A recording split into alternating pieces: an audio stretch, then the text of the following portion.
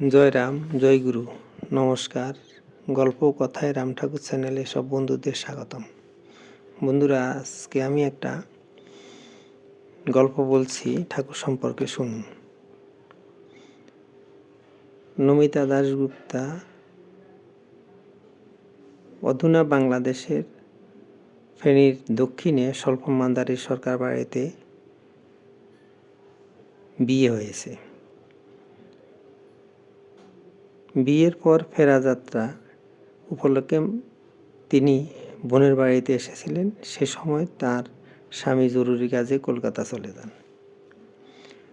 শ্রী শ্রী ঠাকুর তখন ফেনীর মালাকার বাড়িতে এসেছিলেন। তিনি তার বোনের কাছে সংবাদটি শুনে ঠাকুরকে দেখার আগ্রহ প্রকাশ করলেন।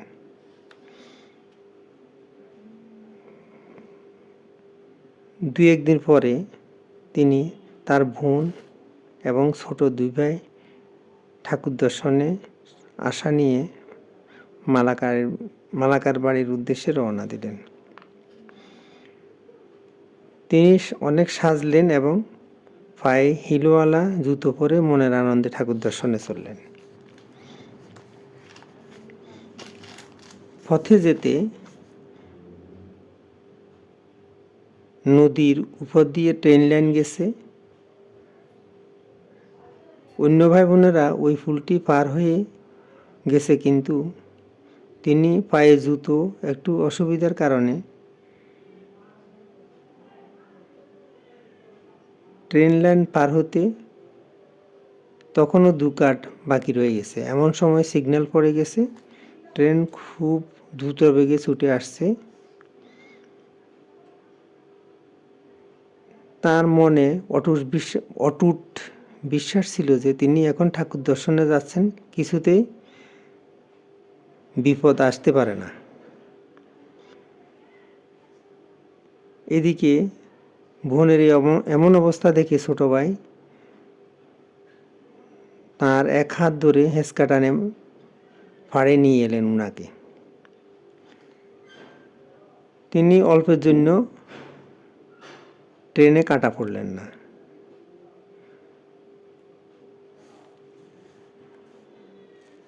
তার হাতে 4টি কমলা লেবু ও 4 আনা পয়সা ঠাকুর দক্ষিণা দেবার জন্য ছিল। উনার বিশ্বাস ঠাকুর রক্ষা করেছেন।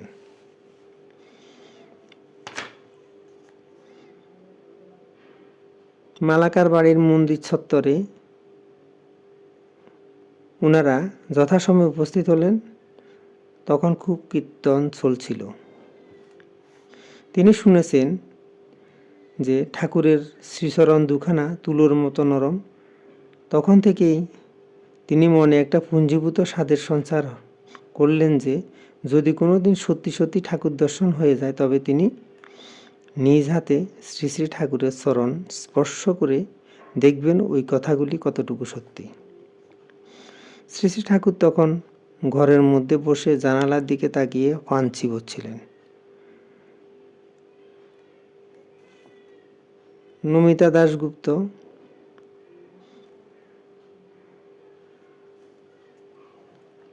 ঠাকুরকে ডাক দিলেন, ঠাকুর, ও ঠাকুর। ঠাকুর এত ডাকার পরও জানালার দিকে তাকিয়ে পান চিবোচ্ছেন, কোনো লক্ষ্য নেই। ওই ঠাকুর ঘরের একজন উনাকে বললেন, ঠাকুর এখন কানে কম শুনতে পান, আপনি আরো জোরে জোরে বলেন।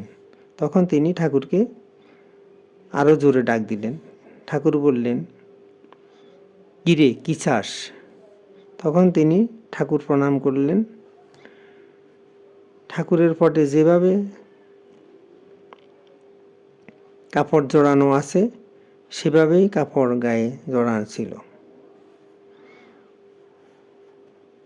সত্যি সত্যি ঠাকুরের পায়ে ধরে তিনি আরো কিছুক্ষণ থাকলেন। তিনি নিজ মুখে বলছেন, আমি কিসের মধ্যে ধরেছি? এ কি ফাঁকির ফালক? এ কি তুলার মতো নরম কোনো জিনিস, না শ্রী রাম ঠাকুরের শ্রীচরণ? আমি কিছু বুঝে উঠতে পারলাম না। ঠাকুর পুনরায় বললেন, তুই কি চাস? তিনি বললেন, তুমি আমাকে নাম দাও। শ্রী শ্রী ঠাকুর শ্রীমুখে নাম দিলেন। তারপর তিনি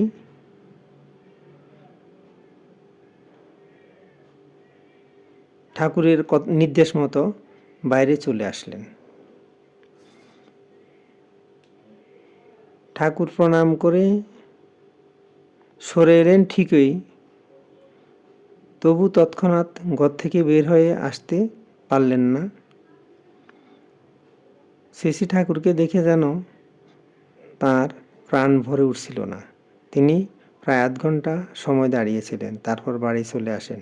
তিনি বলেছেন, আর শ্রীদেহে ঠাকুরকে দেখা সম্ভব হয়ে ওঠেনি, কারণ এর সপ্তাহখানেক পরেই শ্রী শ্রী ঠাকুর ইহলীলা সংবরণ করেছিলেন।